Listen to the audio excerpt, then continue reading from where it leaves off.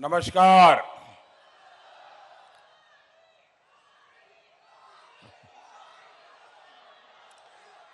मैं देख रहा हूं, मेरी नजर जहां पहुंच रही है उससे भी उस पार मैं इतना बड़ा जनसागर देख रहा हूं।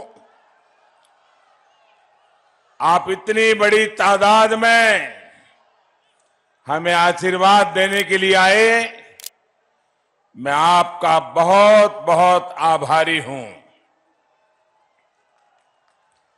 और यहां तो मैं देख रहा हूं कर्टन के भी पीछे लोगों को तकलीफ हो रही, लेकिन खड़े हैं। ऋषियों मुनियों की तपोस्थली सीतापुर और आसपास से आए सभी भाइयों बहनों को मेरा सर झुका करके प्रणाम।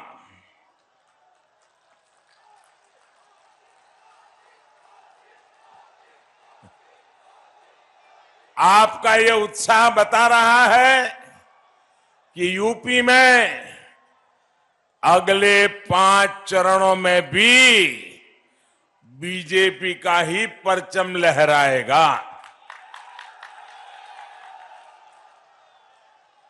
अब आप सभी को मिलकर के भाजपा को रिकॉर्ड सीटों से जिताना है।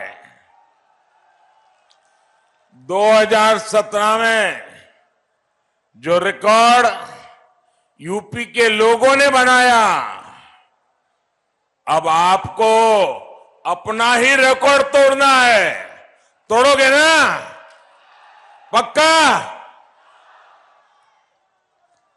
आप याद रखिए, यूपी में भाजपा सरकार होने का मतलब है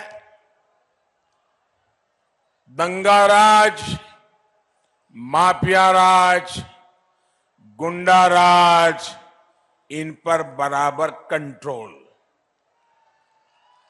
है कि नहीं है? है कि नहीं है? यूपी में भाजपा सरकार का मतलब है पूजा के दिन हो, पर्वों के दिन हो, पूजा पर्वों को मनाने की खुली स्वतंत्रता। यूपी में भाजपा सरकार का मतलब है बहनों बेटियों की मनचलों से सुरक्षा। यूपी में भाजपा सरकार का मतलब है गरीब के कल्याण के लिए निरंतर काम। यूपी में भाजपा सरकार का मतलब है केंद्र की योजनाओं पर डबल स्पीड से काम। साथियों, आज संत रविदास जी की जन्म जयंती भी है। रविदास जी के अनेकों मंदिरों में अनेक भक्त जुटे हुए हैं। आज सुबह मुझे भी दिल्ली में संत शिरोमणि श्री गुरु रविदास जी विश्राम धाम मंदिर में जाने का सौभाग्य मिला। मान्यता है कि जब एक बार गुरु रविदास जी राजस्थान जा रहे थे तो दिल्ली में उसी स्थान पर उन्होंने विश्राम किया था। मेरे लिए दोहरी खुशी ये भी है कि मैं उस काशी का सांसद हूं जहां संत रविदास जी का जन्म हुआ था। ये भी मेरा सौभाग्य है कि बनारस में उनके मंदिर परिषद के सौंदर्यीकरण का कार्य, एक पवित्र कार्य करने के लिए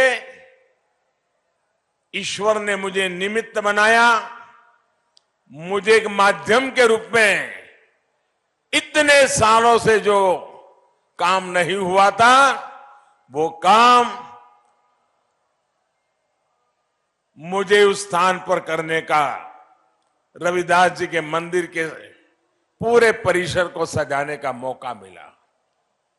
दशकों से रविदास जी के भक्त हर सरकार से इसकी मांग करते थे, हर व्यक्ति से इसकी मांग करते थे, लेकिन चुनाव आता था,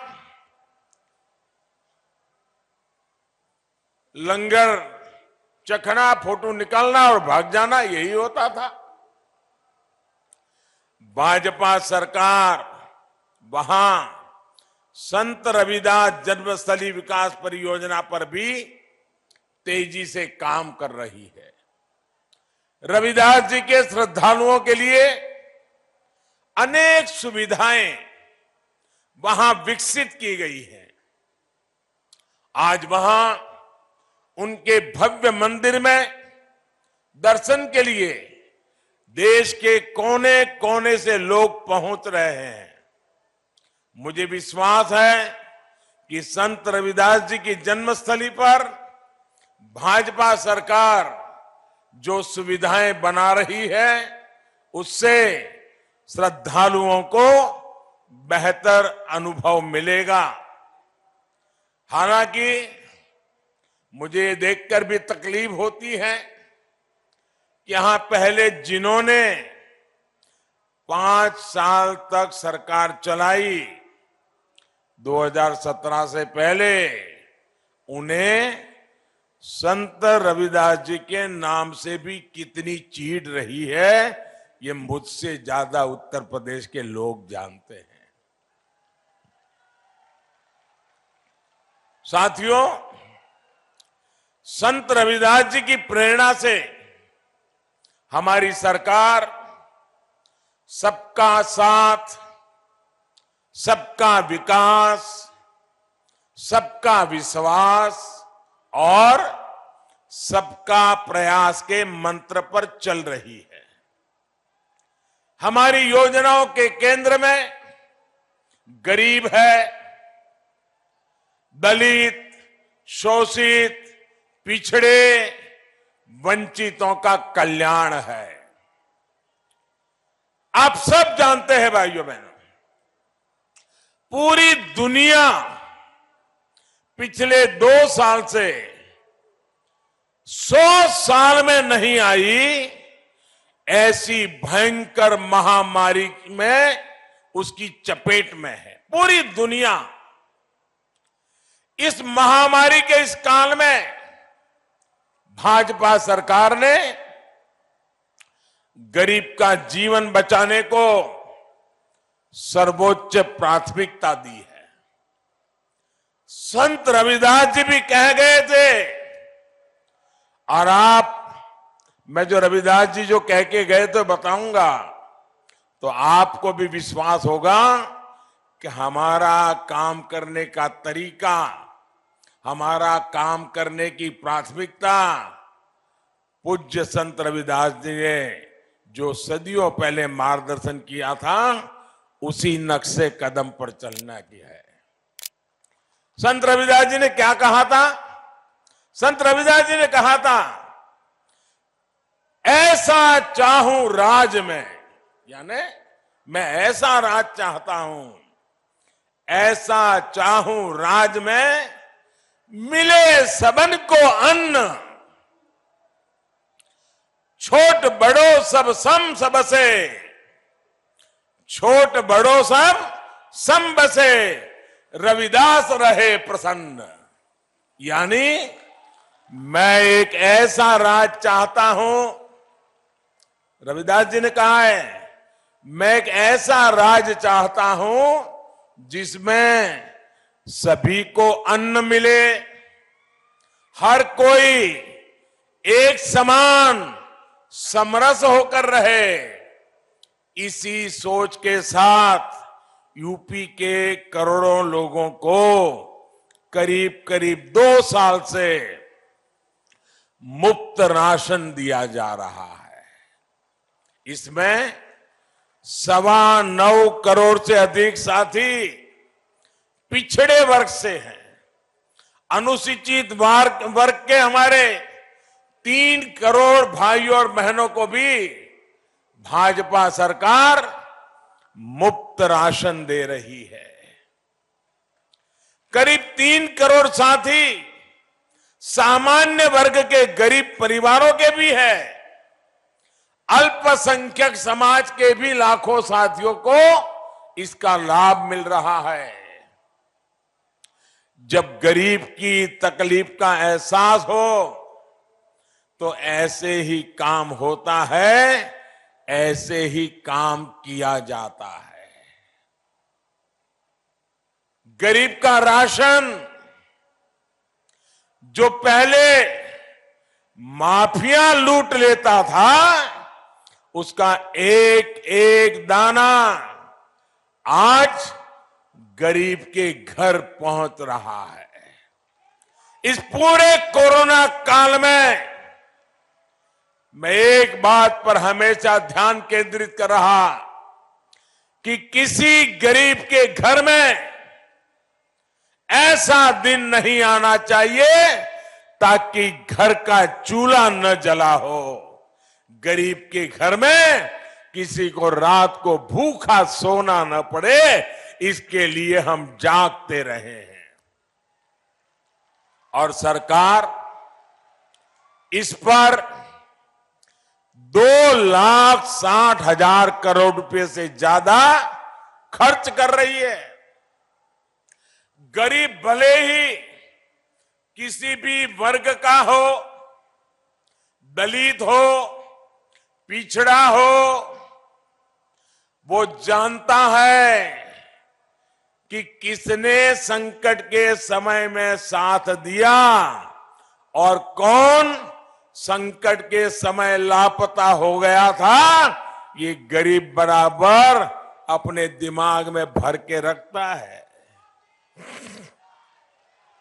साथियों, कोरोना के इस समय में गरीबों को मुफ्त वैक्सीन का भी हमारी सरकार ने पूरा ध्यान रखा है। पहले की सरकारों के समय कभी ऐसे अभियान चलाकर, इतना बड़ा अभियान चलाकर समय सीमा में गरीबों को मुफ्त वैक्सीन नहीं दी गई है। आजादी के इतने सालों के बाद ये पहली बार हुआ है। पहले तो हालत ये थी कि पहले की सरकारों का वैक्सीनेशन कार्यक्रम हमारे गांव तक, आदिवासी इलाकों तक ठीक से पहुंच भी नहीं पाता था। बरसों बरस कार्यक्रम चलते थे, गरीबों को वैक्सीन की एक डोज नहीं लग पाती थी। आज ये भाजपा सरकार है जो देश के कोने कोने में गरीब से गरीब को मुफ्त वैक्सीन लगवा रही है। भाइयों बहनों, मैं आपसे पूछना चाहता हूं, जरा जवाब देंगे? मैं सवाल पूछूं, जवाब देंगे? जरा जोरों से बताएं तो पता चले। जवाब देंगे? इधर वाले देंगे, यहां वाले देंगे? आप मुझे बताइए, आपने वैक्सीन लगवाई है? हाथ ऊपर करके बताइए, लगवाई है? आपको वैक्सीन के लिए एक पैसा भी खर्च करना पड़ा है? आपके घर घर सरकार ने चिंता की है कि नहीं की है? इतनी बड़ी महामारी में आपके परिवार के, आपके गांव को, लोगों की जिंदगी बचाने के लिए हमने जी जान लगा दी कि नहीं लगा दी?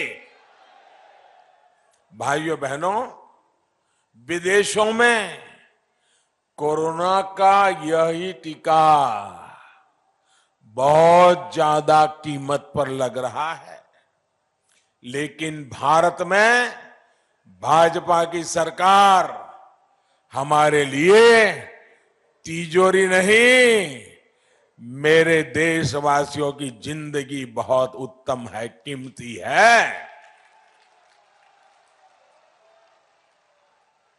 तिजोरी खाली कर देंगे, लेकिन टीका घर घर पहुंचा के रहेंगे।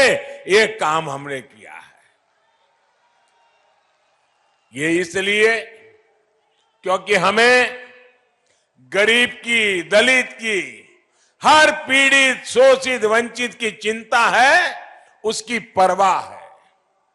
इस पर भी हमारी सरकार हजारों करोड़ रुपए खर्च कर रही है। भाइयों बहनों, हजारों करोड़ रुपए इस कोरोना काल में गरीबों को आयुष्मान भारत योजना का भी बहुत लाभ मिला है।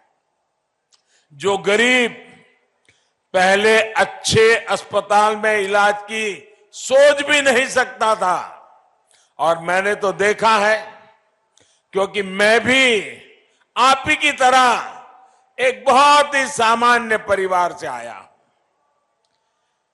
मैंने गरीबी के भाषण नहीं सुने, मैं गरीबी जी करके आया हूं। गरीब की जिंदगी क्या होती है, ये मैं उससे गुजर करके आपके बीच में पहुंचा हूं। भाइयों बहनों,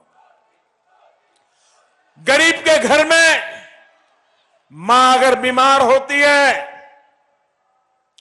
सालों साल तक दर्द सहती है, किसी को बताती तक नहीं है घर में, और दर्द हद से बाहर हो जाए, डॉक्टर के पास ले जाए बच्चे, और डॉक्टर ऑपरेशन के लिए कहे, तो मां कहती है नहीं, मुझे ऑपरेशन नहीं करवाना है। इसलिए नहीं कि ऑपरेशन से डरती थी, वो इसलिए ऑपरेशन नहीं करवाती थी कि वो सोचती थी कहीं बच्चे कर्ज लेकर के मेरा ऑपरेशन करवाएंगे और मेरे बाद उनके सर पर इतना कर्ज बना रहेगा कि वो जिंदगी नहीं जी पाएंगे। और इसलिए मां खुद बीमार रहना पसंद करती थी, लेकिन बच्चों के शरीर, माथे पर कर्ज नहीं आने देती थी।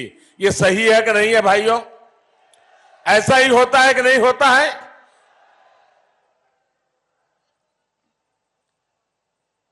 इस दुख को कौन दूर करेगा भाइयों?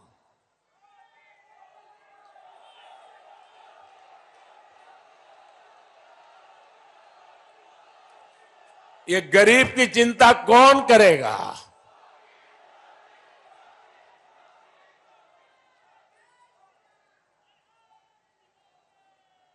अगर गरीब मां बीमार है तो उस मां का इलाज कौन करवाएगा?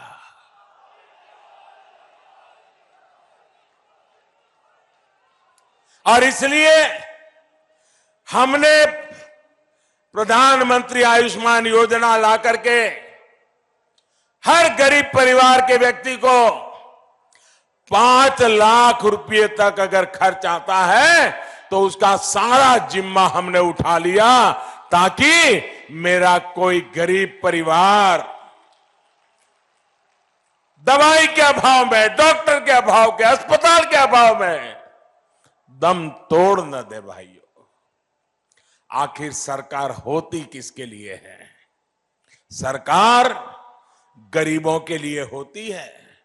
अरे अमीर तो बीमार हो जाएगा तो 10 डॉक्टर उसके घर आकर के कतार लगा के खड़े हो जाएंगे, हवाई जहाज में उसको उठा करके ले जाएंगे जहां अच्छी अस्पताल होगी, लेकिन गरीब कहां जाएगा?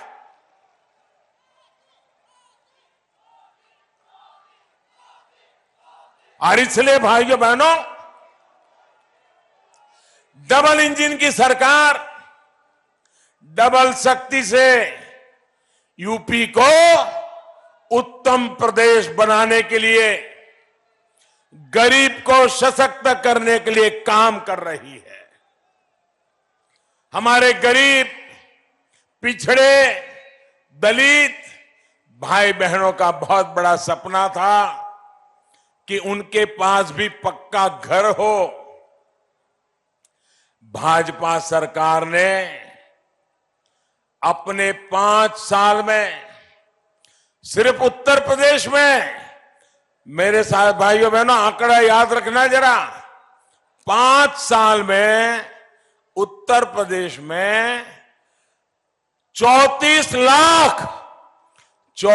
लाख पक्के घर बनाकर हमने गरीबों को दिए हैं और आज गरीब पक्के घर में रहने लगा है भाइयों।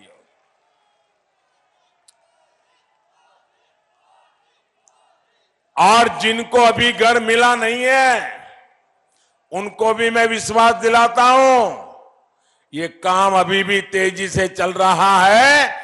आने वाले दिनों में आपका नंबर भी लगने वाला है। ये मोदी है, करके रहेगा, दे के रहेगा। और मेरे लिए खुशी की बात है, अब मेरे मंत्री परिषद में पंकज चौधरी जैसा वित्त मंत्री है, फाइनेंस मिनिस्टर है, एमओएस। इस बार के बजट की पूरी हिंदुस्तान में तारीफ हो रही है। ये बजट किसने दिया है? ये पंकज चौधरी जी ने दिया है जी। और उन्होंने भी आपके दुख दर्द को जानते हैं। इस बजट में भी गरीबों को लाखों घर देने के लिए कोटि कोटि रुपयों का प्रावधान कर दिया है। मैं पंकज जी को अभिनंदन देता हूं भाइयों बहनों। गरीब माताओं बहनों बेटियों को खुले में शौच के अपमान से, पीड़ा से मुक्ति चाहिए थी। कैसे दिन थे आजादी के 7 दशक के बाद। मेरी गरीब मां अंधेरे का इंतजार करती थी। शौच जाना है तो सुबह सूरज उगने से पहले भागती थी, कितनी ही ठंड हो जाना पड़ता था कहीं जंगल में, और शाम को सूरज ढलने से बाद जा पाती थी। पीड़ा सहन करती थी, शौचालय की सुविधा नहीं मिलती थी। ये मेरी मां का दर्द, मेरे इन गरीब परिवारों का दर्द, गरीबी से आया हुआ उसका बेटा ही जान सकता है।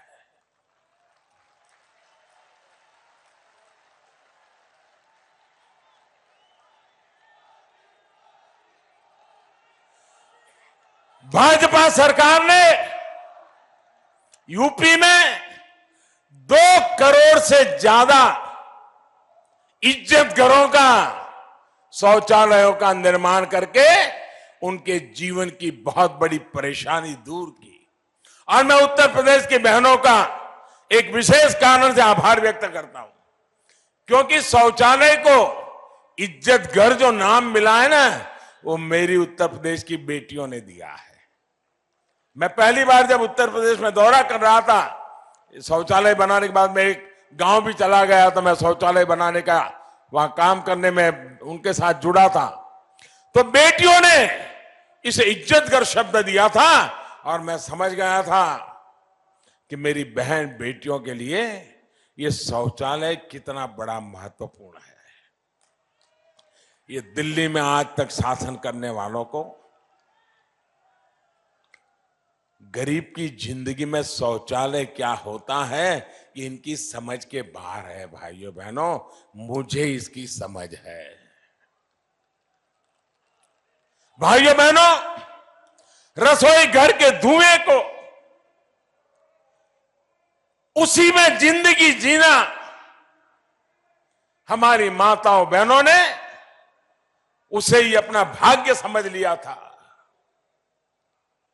दिन भर चूल्हे के आग से निकलते हुए धुएं उसमें खाना पकाना, धुएं के कारण बच्चों की आंखें जल रही हैं, रो रहे हैं।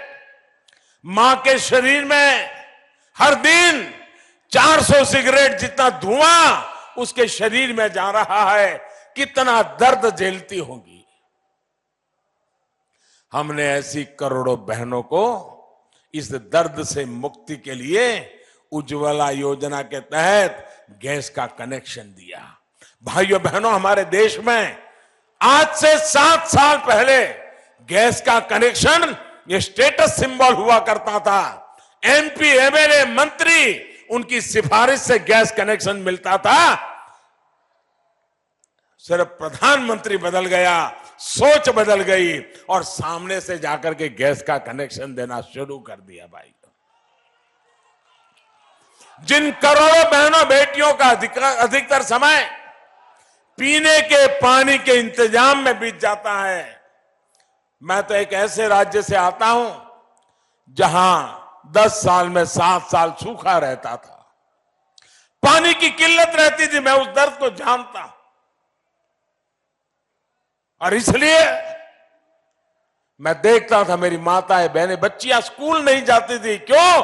3-3 किलोमीटर दूर पानी लेने जाना पड़ता था। भाइयों बहनों, आज हमने नल से जल ये बड़ा अभियान चलाया है और पानी की सुविधा घर में पहुंचे, सरकार इसकी चिंता कर रही है। हर घर जल अभियान, इस पर यूपी में तेजी से काम किया जा रहा है। भाइयों बहनों, आप ये भी जान लीजिए, आपको कई नेता मिल जाएंगे, बहुत बड़ी बातें कहेंगे, हम आपको इतने पैसे दे देंगे। दूसरा आएगा, हम वो 1000 दे रहा है तो मैं 1100 दे दूंगा। तीसरा आएगा, ये मुफ्त देता है तो मैं 2 चीज मुफ्त देंगे। ऐसे ही राजनीति में आजकल खेल चल रहा है। लेकिन मैं आपसे पूछना चाहता हूं, जरा मुझे जवाब देना दोस्तों, आपके पास घर है, शानदार बंगलो है, गाड़ी है, उद्योग है, व्यापार है, खेत है, खलिहान है, सुख ही सुख है, दुख का नामो निशान नहीं है। लेकिन आपका जवान बेटा या आपकी जवान बेटी घर से बाहर गई है और शाम को उसका डेड बॉडी, उसका मृतदेह घर आ जाए तो ये घर किस काम का, ये बंगलो किस काम का, ये पैसे मिलकर किस काम की? आपको चाहिए सुरक्षा। सुरक्षा चाहिए कि नहीं चाहिए? सुरक्षित जीवन होना चाहिए कि नहीं होना चाहिए? आपको सुरक्षा मिलनी चाहिए कि नहीं मिलनी चाहिए? जब कानून का राज नहीं होता तो सबसे ज्यादा पीसना मेरे गरीब को ही पड़ता है। असुरक्षा की जिंदगी जीनी पड़ती है। माफियाओं के राज में गरीब की सुनवाई नहीं होती। उत्तर प्रदेश में पहले जो गौर परिवारवादियों की सरकार रही, उन्होंने यूपी का यही हाल बना रखा था। हमारे दुकानदार, व्यापारी, कारोबारी कभी नहीं भूल सकते कि कैसे पहले की सरकार के समय गुंडागर्दी चरम पर थी। हर एक दुकानदार स्थानीय गुंडों की घुड़की और धमकी सुनने के लिए मजबूर रहता था।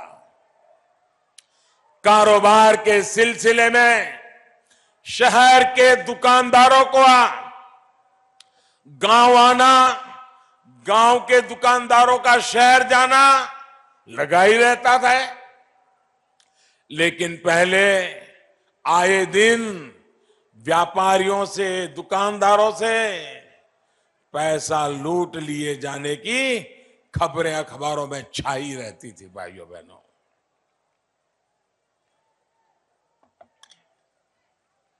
यहां तो हालत यह थी कि अगर कोई त्योहार बिना तनाव, बिना कर्फ्यू के निकल जाता था तो लोग राहत की सांस लेते थे।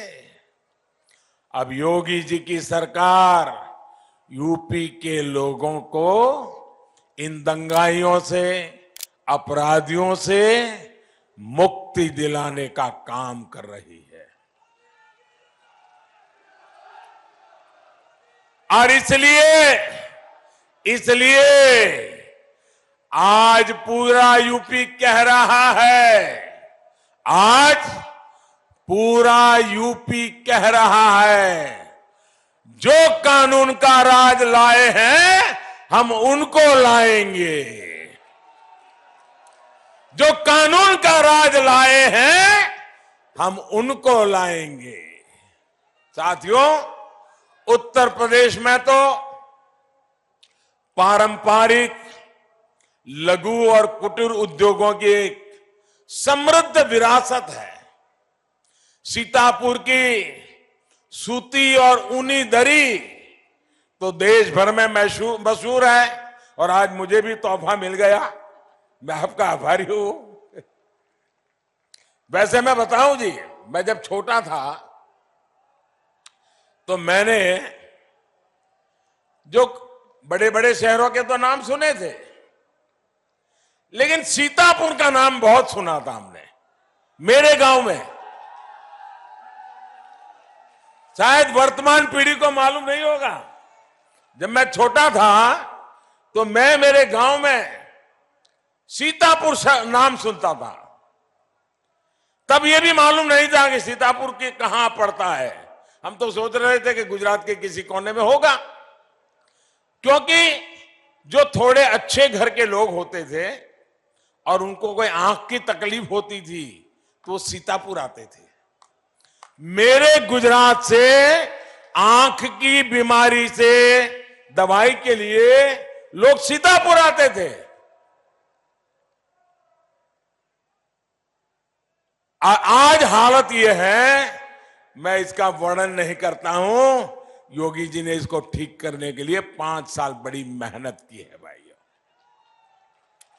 अब मेरा सीतापुर के बुनकर साथियों का ये जो दरी वाला काम है, उनका जो परिश्रम है, ये दुनिया भर में जाए, इसके लिए हम एक जनपद एक उत्पाद योजना लेकर के आए हैं। मुझे बताइए भैया, अगर मैं vocal for local, vocal for local, vocal for local ये बार बार चीख चीख करके बोलता रहता हूं, दिवाली आए तब भी बोलता हूं, होली आए तब भी बोलता हूं, शिवरात्रि आए तब भी बोलता हूं, शादी की सीजन आए तब भी बोलता हूं। क्यों बोलता हूं भाई? मेरा तो कोई कारखाना है नहीं, कोई मेरा माल बेचने के लिए नहीं कर रहा हूं, क्योंकि मुझे मालूम है हिंदुस्तान के हर जिले में ऐसे उत्पाद हैं, उनके लिए मैं बोलता रहूंगा, दुनिया में बेचता रहूंगा, ताकि सीतापुर की दरी दुनिया के बाजार में बिकना शुरू हो जाए। भैया आप मुझे बताइए भैया, अगर कोई भी राजनीतिक दल का नेता अगर ये बोलेगा, कोई भी राजनीतिक दल का नेता, कि भाई वोकल फॉर लोकल, स्थानीय चीजें खरीदिए, मुझे बताइए उस पार्टी का कोई नुकसान होगा क्या? कोई नुकसान होगा क्या? अगर वो ऐसा बोलते हैं और आपकी 10, 12, 50 दरी ज्यादा बिकती है तो आपका भला होगा कि नहीं होगा? आपका भला होगा कि नहीं होगा? लेकिन उनको तो इसमें भी दर्द है। अगर वोकल फॉर लोकल बोल दिया और सीतापुर की दरी ज्यादा बिक गई और सीतापुर के लोग सुखी हो गए, तो क्रेडिट तो योगी जी को मिलेगा, क्रेडिट तो मोदी जी को मिलेगा, इसलिए बोलना ही नहीं। भाइयों बहनों, मैं आपके लिए बोलता हूं, आपके परिश्रम के लिए बोलता हूं, आपके हुनर के लिए बोल रहा हूं। भाइयों, ये गौर परिवारवादियों की सोच ने तो इतने वर्षों तक अपने कारीगरों के हुनर के बजाय विदेश से आयात पर ही बल दे दिया। अब तो हमने झांसी से लेकर के अलीगढ़ तक डिफेंस कॉरिडोर का जो काम शुरू किया है ना, हमने तो बजट में, हमारे पंकज जी ने बहुत बढ़िया काम कर दिया है। उन्होंने बजट में कह दिया है कि रक्षा क्षेत्र में भी इतने रुपयों का माल तो हिंदुस्तान में से ही लेना होगा, बाहर से नहीं ला सकते हो। इसके कारण हमारे देश में जो लोग तैयार करते हैं चीजें, वो बिकेगी। भाइयों बहनों, आज हम लोकल के लिए वोकल होने की बात कर रहे हैं, इसके पीछे यही हमारा प्रयास है। हमारी कोशिश है कि देश में अधिक से अधिक उत्पादन हो, अधिक से अधिक रोजगार के नए अवसर बने। आपको याद होगा 7-8 साल पहले मोबाइल फोन कितना महंगा होता था। उस समय ज्यादातर मोबाइल फोन विदेश से ही आते थे। भाजपा सरकार की कोशिशों की वजह से आज भारत मोबाइल फोन बनाने वाला दुनिया का दूसरा सबसे बड़ा देश आज भारत बन गया है। भाइयों, आज भारत में मोबाइल फोन बहुत सस्ता हुआ है, इंटरनेट सस्ता हुआ है, गरीब से गरीब की पहुंच में है। और ये मोबाइल फोन मेरे देश के नौजवान बेटे बेटियां बना रही हैं और मेरे देश में माल तैयार हो रहा है और बिक रहा है। लोगों को रोजगार मिल रहा है, आपको सस्ता मोबाइल मिल रहा है। साथियों, नियत साफ हो, प्रयास ईमानदार हो, दिल में सेवा का भाव हो, तो रास्ते तो निकलते ही है।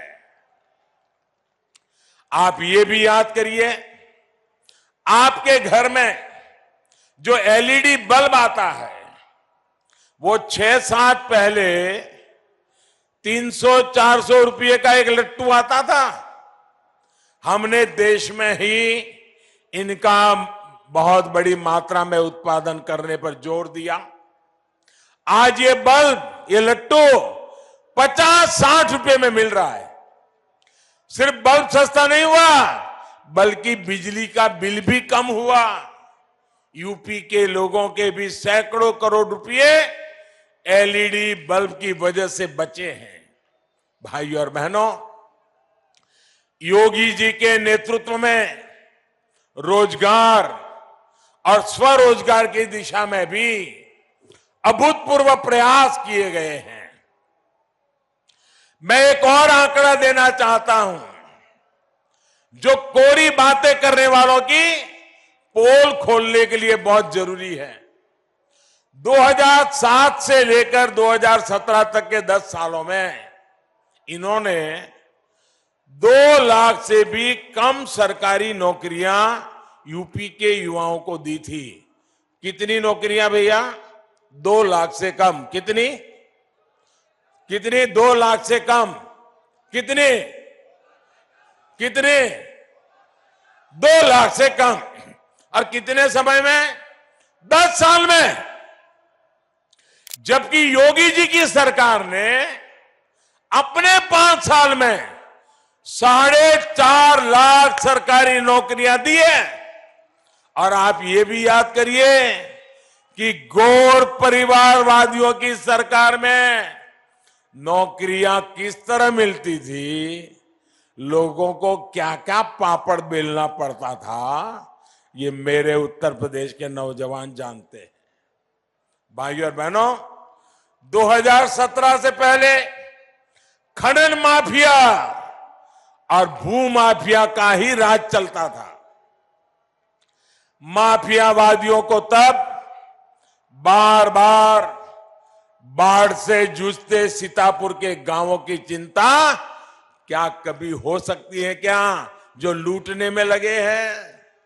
योगी जी की सरकार ने इस चुनौती के समाधान के लिए ईमानदार प्रयास किए। नैमिषारण्य को लेकर भी गौर परिवारवादियों का रवैया क्या था, वो आप मुझसे ज्यादा जानते हैं। हमारी सरकार ने नैमिषारण्य के विकास के लिए भी ठोस कदम उठाए हैं। साथियों, जिन्होंने यूरिया तक लिए किसानों पर लाठियां चलाई, वो गांव किसान का हित नहीं सोच सकते। सीतापुर के किसान कभी नहीं भूल सकते कि कैसे गन्ना बेचने आए किसानों पर मिल के फाटक के सामने लाठियां बरसाई गई थी। ये सीतापुर की बात आपको याद होगी भाइयों। इनका ट्रैक रिकॉर्ड गन्ना फैक्ट्रियों को बंद करने का भी रहा है। योगी सरकार नई गन्ना फैक्ट्रियां भी लगा रही है और पुरानी फैक्ट्रियों की क्षमता भी बढ़ा रही है। आज गन्ना किसान को पर्ची घर बैठे अपने मोबाइल पर ही मिल रही है। हम इथेनॉल के उत्पादन पर भी जोर दे रहे हैं ताकि गन्ना किसानों को आय का एक और विकल्प मिले।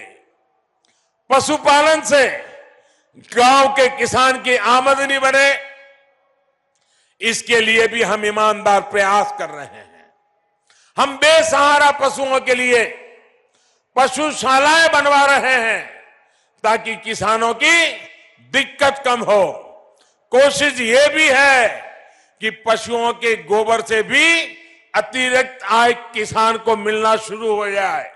साथियों, यूपी का विकास वो लोग नहीं कर सकते जो दंगाइयों को, गुंडों को, माफियाओं को बढ़ावा देते हैं। उत्तर प्रदेश के जागरूक लोग इस बात को भली भांति जानते हैं। इसलिए उत्तर प्रदेश के लोग जी जान से कह रहे हैं, आएगी तो भाजपा ही, आएगी तो भाजपा ही, आएंगे तो योगी ही। लेकिन आपको एक बात का ध्यान रखना है, ये दंगावादी आप लोगों को बांटने की हर संभव कोशिश कर रहे हैं, लेकिन आपको एकजुट रहना है। एकजुट होकर के मतदान करना है।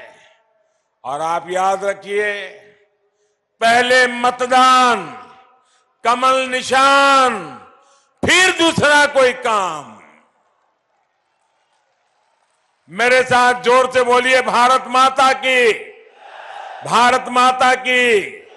मेरी उम्मीदवारों से प्रार्थना है, जरा आगे आ जाए और पंकज जी भी उनके साथ आगे आ जाए। जरा हमारे एमपी साहब से जरा आगे आ जाए। मेरे साथ बोलिए हाथ ऊपर करके, भारत माता की, भारत माता की, भारत माता की। बहुत बहुत धन्यवाद।